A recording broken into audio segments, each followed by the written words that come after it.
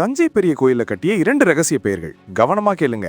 1000 வருஷம் தாண்டியும் பிரம்மாண்டமா நிக்கிற இந்த கோயில் ரகசியம் உங்க ஊரு பெருமையை அதிகமாக்கும். அடுத்த 60 வினாடியில முழு உண்மையும் பார்க்கலாம். ராஜராஜ சோழன் கட்டின பெரிய கோயிலுக்கு எத்தனை அதிசயம் இருக்குன்னு நமக்கு தெரியும். சுத்தி பார்த்தாலே போதும், ஒவ்வொரு கல்வெட்டும் நம்ம முன்னோர்களின் உழைப்பையும் அறிவையும் சொல்லும். ஆனா உலகமே வியக்கும் இந்த பிரம்மாண்ட கட்டிடத்தை சும்மா ஒருத்தர் நடிச்சுட முடியுமா?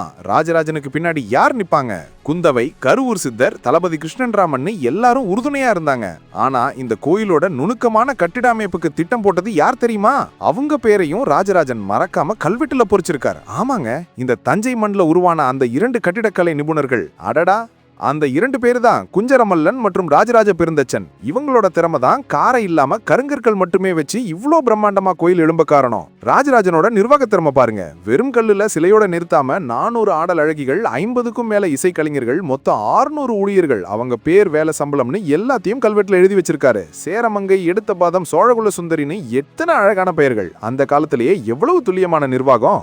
இந்த நிர்வாகத்தை இப்போ யாராலையும் கொண்டு வர முடியாது. வெறும் பக்தி மட்டும் இல்ல, நிர்வாகம், கட்டிடக்கலைன்னு எல்லாத்துலயும் சோழர்கள் உலகத்துக்கே வழிகாட்டியிருக்காங்க.